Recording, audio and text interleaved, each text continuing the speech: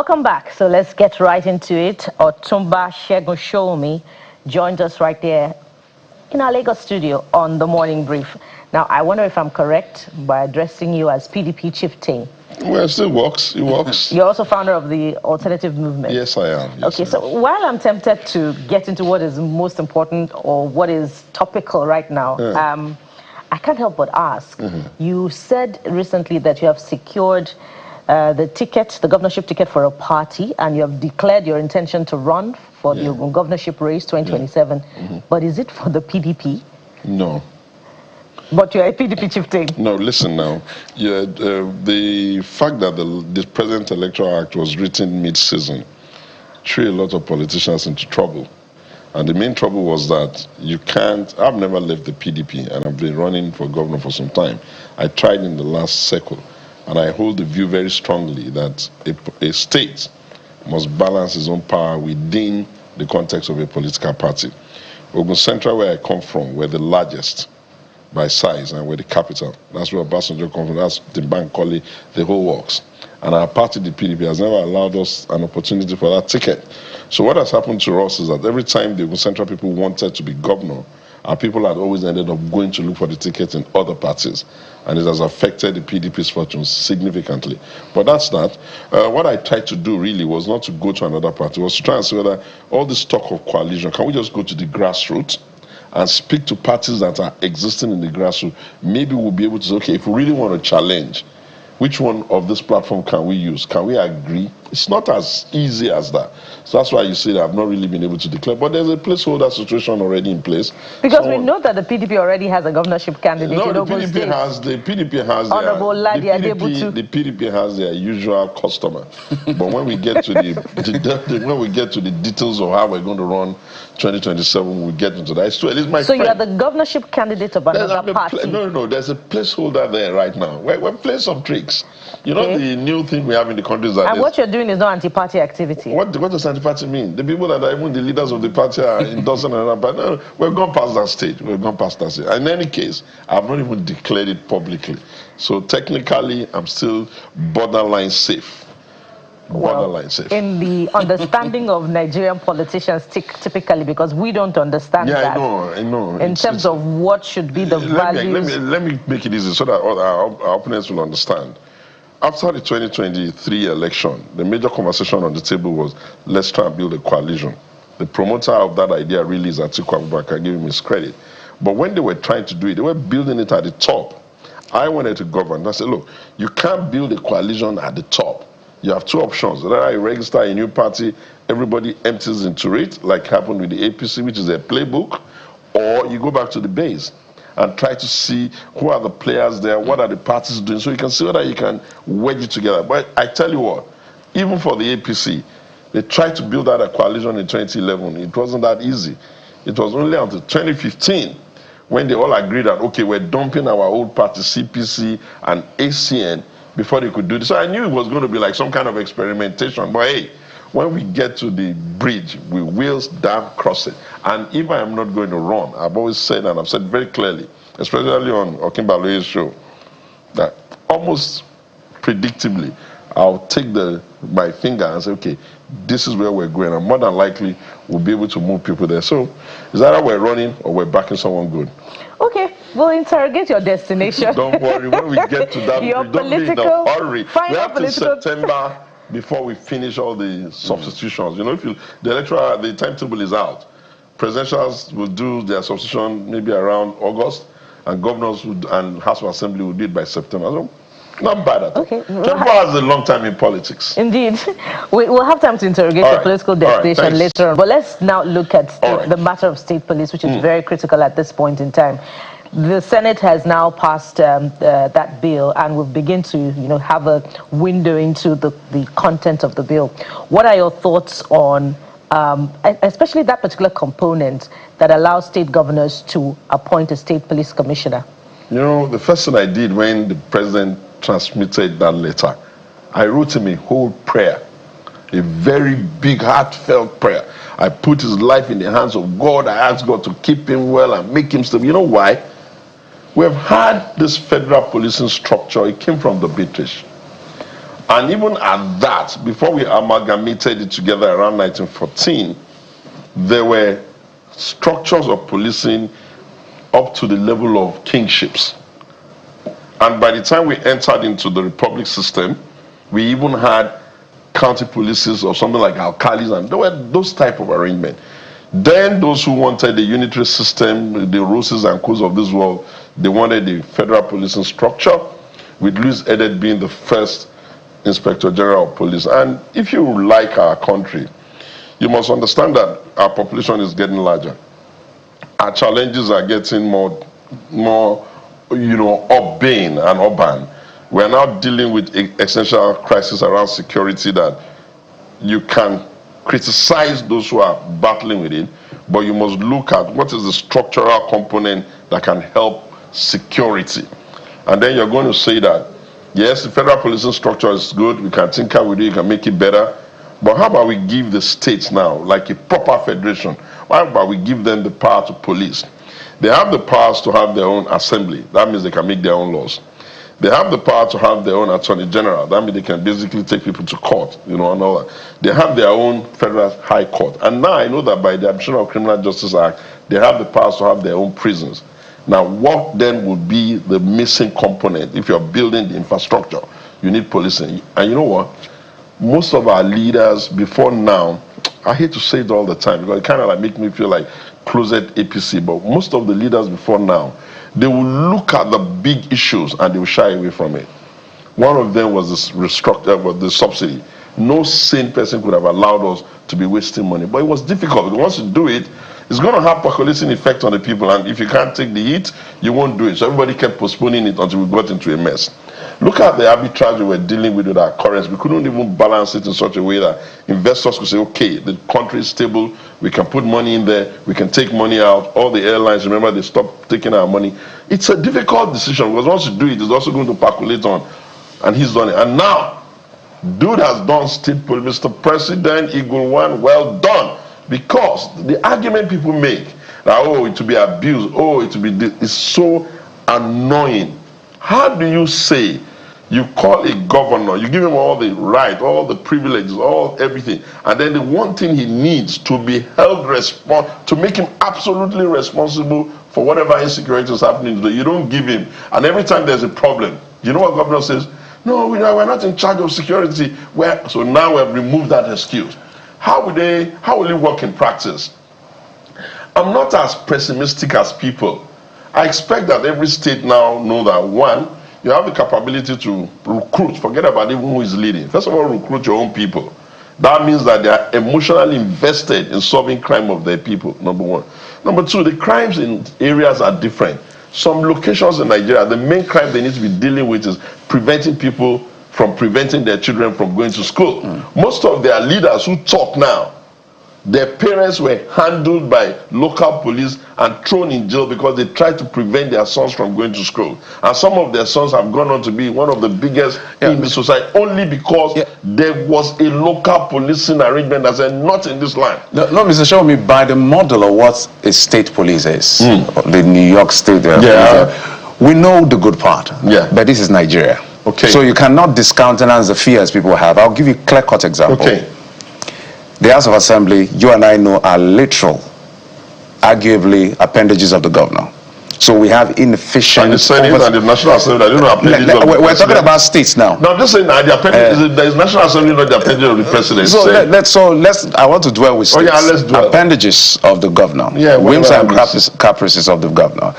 Local governments, literally, they control it, even if it's a tier of government. In fact, the president has been having a running battle with them. He warned them the last time and said, I have the yam and the knife. I'll use an EO and do what I have to do. Can I jump into that a minute? No, just hold on. If you don't allow these monies to get to them, and it's still a battle because they are talking about JAG, constitutional amendment, and all of that. So I brought this as a premise to say, you cannot invalidate people's fears of abuse. So the most important thing is to recognize this inevitability and know how to check it. Do you think by the legislation we have, we'll be able to check it? First things first, let me first of all say to you that America has a gun culture. It started out from wanting to protect themselves even from raccoons and wild animals and then protect themselves from it. It's come with some consequence. People pick a gun and kill people. They're still struggling to figure out how to make it safe. There's no foolproof structure in the world or idea in the world that doesn't even have his own challenges. You put somebody in charge of money, he steals it. That does not mean we're not going to give them money the next day. Now, when the president says he wants to talk to the governors in that manner, he's overrunning his privileges. A federal system must originally be imagined that the president can have some elements of control on governors, but it's not the president's business to go to local government in practice. But if you have a situation like ours, where you now need to be a little bit creative to figure out how to get money down to the local government and hope that it can work, the president can then just be using his extra privileges. Gentlemen, please, please, please let local government work. I tell you this, never imagine that the law is created only for the now. Laws are created for the long-term developmental instrument that can allow good people run their state. If a good man is a governor and he wants to invest in security and he doesn't have the wherewithal and he doesn't have the legal framework to do it, he can't do it. Okay, would there be a bad man there? What will he really do? What will a rogue governor do? You think a rogue governor will just wake up in the morning and call police that are from the same environment and just instruct them, go and start killing people? It's not going to work that way. Nobody is going to allow that level of lunacy. In any case, there's still the federal structure on top of it. The federal police, like you will see with Canada, with Germany, with America, you will see that the federal police steps in when it comes to the kinds of things they call federal council. I think that after the 1983 coup, when you lost all the first men like Awolowo and co, I think something happened to us and we need to cure it. We're damn too pessimistic in this country. Everything that is thrown at us, the first view is, instead of optimism, we go, oh, it's not going to work, it's not going to work. Okay, if everything is not going to work, should we just leave people to just be killing people in the country and misbehaving in the country and not give governors the wherewithal? You can put them in charge of your money. They've created their own state civil defense, or what they call that thing, the patrol, like Trace. It's working. It's not disturbed the FRCN, Federal Road Safety Corps, from working. They've created their own state revenue collection agency. It's working. It's not prevented the national revenue from working. They've created their own state advertising and communication synergy, you know what I'm saying? LASA. It's working. See, Nigerians and those of you that are on-air personality, you need to help us infuse courage and hope into our system. The problem, we will then begin, as we go along, we will then begin to say, okay, who's rogue here? Who's not rogue here? What's happening here? What do we want to hold them accountable for? Why are we keeping them in charge of our money? The only way, there are lines of defense. And one of the reasons why we raise these issues is because they will show, the government has to show cause. In fact, we had a conversation with somebody the other day and the government has to show cause why people should trust them. Because the people, said, look, the people are most affected when these things happen. So we have to look at all the elements and what the encumbrances could be so that we can check it via legislation. That's where we're going. I don't think anybody will say bringing policing to the level of the people is a bad idea. Good. Just like local government is not a bad idea, but so we agree on that. It's been messed up. So we don't want this messed up as well. Bukola, you have the next one. Well, I wonder if the governors know what they're up against. And I say this because, yes, if you watched, the engagement on our sister political program yesterday, the governor of Kaduna State did say that he acknowledged that population has increased and there's a need for more boots on the ground because of the challenge of ungoverned spaces. But the governors are also seeking, a constitutional guarantee for the funding of state police. I believe there's a 3% contention somewhere. But we have seen prior to this, that there is an over-concentration on infrastructure development. It's as if the governors see that the yardstick for performance is mere building of flyovers and roads. So do you think that they are in full awareness of what they're up against? Because there are many dimensions to security. There's purchase of equipment, there's training. So what do you see to be the challenges ahead? I think that, first of all, the biggest challenge we have for the country, whether it's federal, state, or local, is our general absence of consequence. If we had been a nation that applies consequences, some of these bad habits would have been dropped. Like you say, infrastructure now. One of the reasons why they all run into infrastructure is that it's very easy to steal money with infrastructure. You do some kind of budgeting, you put money there, they build a few roads. Some of us are happy with the road, but then the question is how much, what cost, where's the money? But because we don't do consequence, everybody gets convinced that stupid habit must continue. But the thing with security is that the consequence of a failure of security, when you have been given the wherewithal to do it, becomes a bit expanded. There are circumstances in Oyona and Shea Makinde. My heart is with you. I wish you success. Bring the girls home quick. But can you imagine if there was a state police? Can you imagine how livid the people of Oyo would be?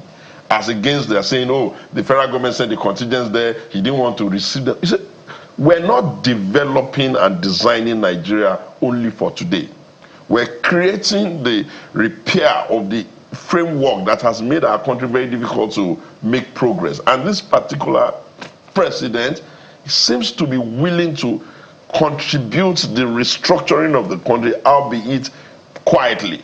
For instance, you now have zonal, what do you call that thing now? Zonal investment companies or regional. The zonal one, the Southwest Development Commission, Northeast Development. Yes. Can you just imagine for a second that they have state police? Can you imagine for a second? I trust the Southwest anyway. They now pull the Southwest Regional Development Commission, and based on that, they design their policing infrastructure in their southwestern states to almost be even, and figure out how to fund it. And can you imagine if the other zones too did that? The point I'm making is that the nations of the world are increasing the velocity of what their country will look like.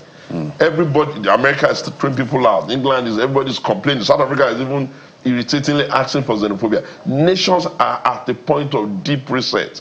And one of the things we need to get to do deep reset in this country is looking at all those areas that have been giving us problems. Look at, marvel at governors who take their money, go and start buying cars for the Nigerian police force, buy APGs for them and all of that, and then donate it to Nigerian police force that they don't have. All that money that they are wasting, they might as well go and invest it in there. And let me say for clear, I am not sure that the white paper on implementation will not include some structured, proper way of how this thing is going to be created, because you can't just tell the governor that, okay, you have the permission to go and start the police, and then the next day the money will just start doing whatever the hell they like. There has to be a way the federal police links into the state police, and then maybe after some time we even go all the way to local police. But for now, we have gotten the state police as an instrument. Bola Ahmed Tinubu, Federal Republic President, thank you. You have done noble. So at the end of the day, because I want to be a governor and I want to have my own police. So the legislation speaks to what the standards should be. You can't go below what the National Assembly has prescribed. But let's leave state police for a moment. Let's talk about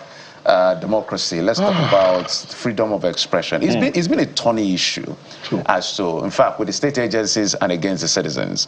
When it comes to the freedom of expression, the state will say, yes, you have the freedom to express yourself as much as you like. However, there's a limit if you look at even the fundamental rights, if it causes X, Y, Z. In fact, the classic case is the Sowore case between the president and him, because he said the president called him a criminal. The State Department is saying, come and explain. You went to court and said, does he have a right? How far can he go in being critical of the president, mentioning this? So I want your general overview, because there's a perception that the civic space is shrinking. The ability for people to speak their mind is limited. That's an argument. Is it just a perception? Is it a reality? I think that what has happened is that some people have appropriated the entire civic space to themselves and their bully tactics. And therefore, other people have now relinquished the space to them. And it has then morphed to such a level where their own character defects, their inability to frame things and conversations properly, it has almost become a bit unnecessarily meddlesome. Any country that is in a reform state must be able to find sensible, intelligent people who drive civil society engagement from a point of view of how do we make it better. You can't drive civil society engagement on the yappity yap every day, soli, every day you're calling people to the street. It starts to even irritate the backers of that process. You can't drive civil society advocacy on the basis, okay, we have a security challenge on our existential one, kids have been kidnapped, you're carrying cutlasses, you're running up and down the street and all of that, and you're making it seem as if, okay, the only thing you want to be is constitute yourself into a nuisance. And then you can't have advocacy only on rudeness and indecorous conversation and language. The world is too global for that. Part of the perception in there that affects Nigeria comes from the kinds of things we even say about ourselves. We talk so ill about ourselves, we talk so ill about our country, we shame our government, we call ourselves Nigeria has happened to you. And guess what happened? Other countries of the world have now believed that nonsense we say about ourselves, and now we're beginning to pay the price. You're having people in South Africa, them South Africa, talk to us anyhow, forgetting all we have contributed. And why? Because we have been the one majorly telling everybody in the world that we're the worst people in the world. We had even an American president calling us a shit country. How does that even sound? So undecorable. But you see, we've started managing. So I think that it's a catch-22 situation. The system must understand that people must have the right to ventilate, and they must have the right to have an alternative point of view, and it must be free, and they must be free to do so. They must be able to freedom. Democracy would not even try if there's no freedom of speech. But dude, the fact that you have freedom of speech, does that mean that the only thing you can say to your president, someone who is older than you, we have our own culture, we have our own tradition, we have our own way of life, it's just that? Is there no better way to say the same thing you want to say? Can't you just be a bit more responsible? You're already a presidential candidate for what is what. You can go and campaign. There's a difference between advocacy and politicking. You can't mix it up. You can't have a situation. Another part of the conversation which we shouldn't miss out on is the treatment of Mr. Sowore in court. That's bad. By the DSS. And then, there's also the matter of whether, constitutionally the DSS should be the one pursuing this case. It's an intelligence agency, and it has other constitutional responsibilities. I understand that based on the act, establishing it in the first place. The law does not say it cannot take people to court.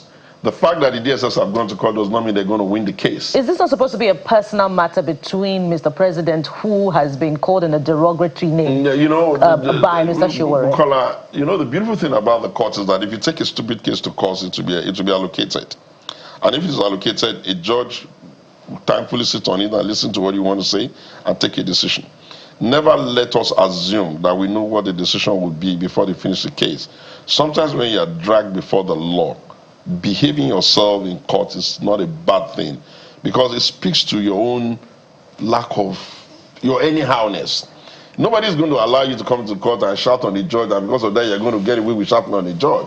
You will come into court, you will scream anyhow you like, but the judge is still a good judge is still going to deal with the issues. And when she gets to the end of it, or he gets to the end of it, he might say, no, DSS, you have no right to have taken him, that was wrong. He didn't say, what he said is within what you can call the Amis version of being in public office. By that I mean, for your audience, the kind of criticism that somebody who puts himself in public office must just have to swallow. The judge may say that, but the judge is not going to allow you to come into court and be shouting revolution 9, instead of just allowing us to have the decent, simple issue of them. And then the judge is not going to allow you to waste our time. No judge is going to allow you to just be looking for clever ways to say, oh, you're not busy, you're going to represent yourself.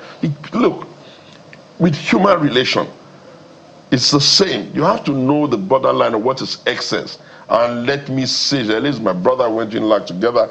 I beg everybody to please treat him well. I was in Atlanta the other day, and for the first time I went to the Martin Luther King Museum. And as I sat in that museum looking at it, the only Nigerian my mind went to was Yele.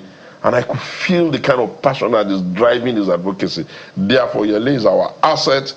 He can be a little bit of a handful, but nothing must happen to him. You must treat him with decorum. You must treat him with discipline. He's been very consistent. People have police cases, Yele jumps in. People have issues, he jumps in. He may still have some, rough edges. We need him to smoothen up. But by God and everything that is good, make sure that you bring him back for us in one healthy piece.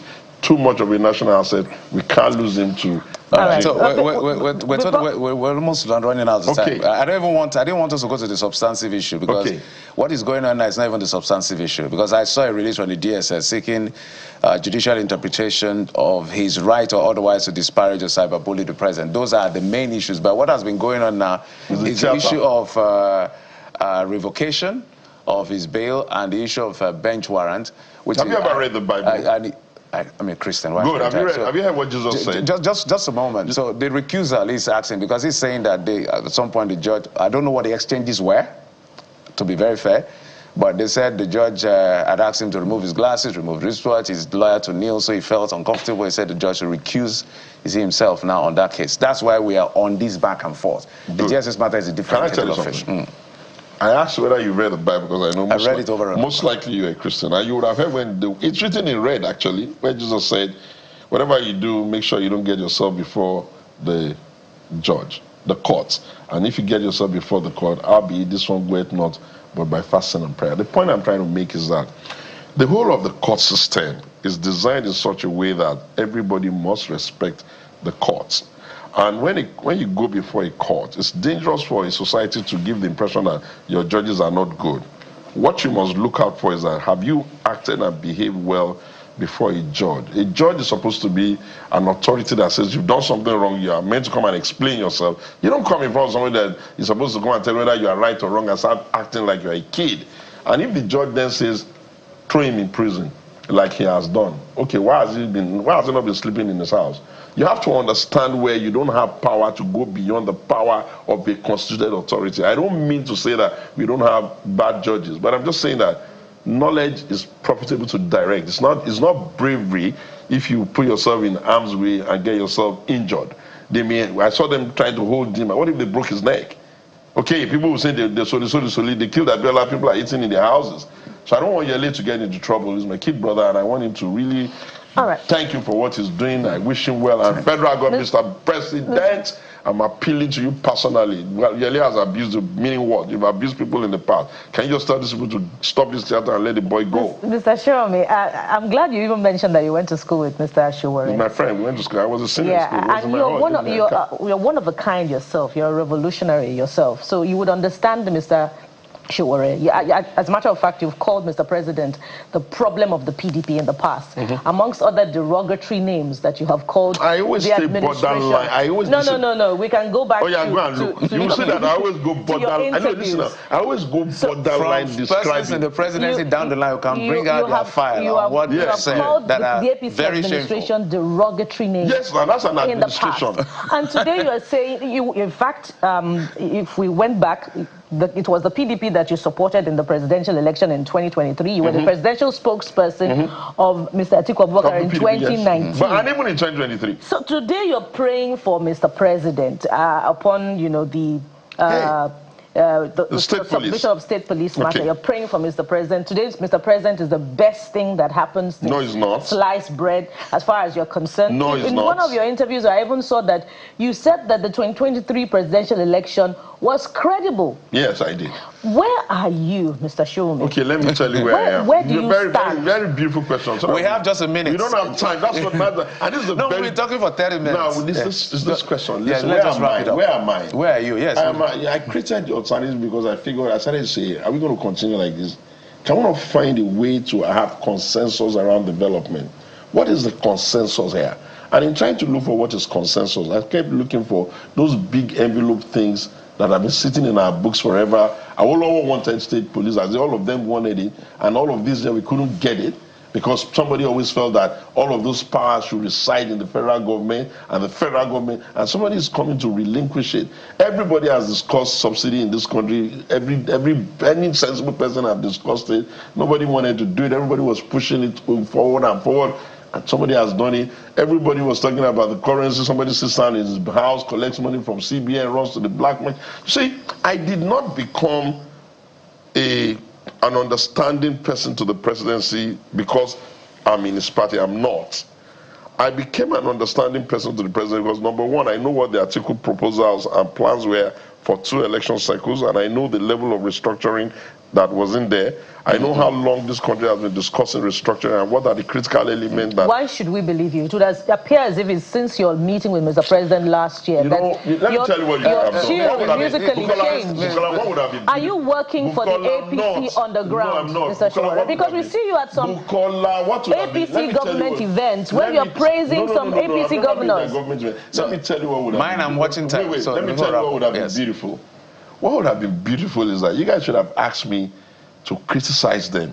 And I would have taught opposition how to criticize them and where they are. But you never asked that. You never asked that. You asked me about... you have had an opportunity to criticize them, but you chose to praise the government. No, because they've never asked that. You asked me about state police. Am I supposed to fundamentally disagree with what I agree with? No. You asked me about subsidy. Or you asked me about coastal road. Am I truly supposed to fundamentally disagree with what I agree with? So I can't be that kind of person. We're totally out of time, Mr. Sowunmi. We're totally out of time, Mr. Sowunmi. We know wondering if this would be different if you had still been actively in the opposition, because question. as far as your membership of the PDP is concerned, you are either here nor there as far as your membership of the PDP is concerned. Maybe the middle ground is actually where a lot of you're in the middle ground, apparently. Absolutely. No, you're in the middle ground. The middle ground is everything shows that you're in the middle ground. It's always a good ground. You're neither here nor there. So that's Jeffrey, you say we're out of time. We must totally wrap up this now.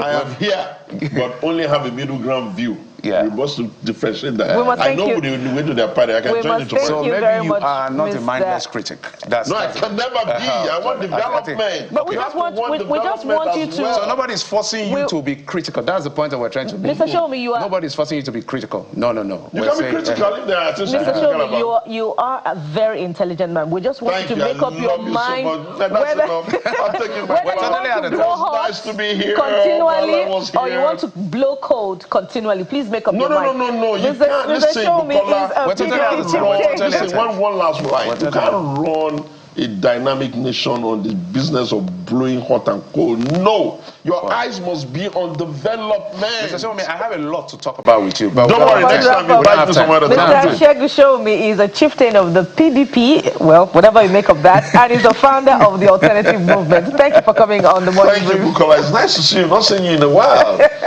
We'll continue this after the break. Stay with us. Oh, boy.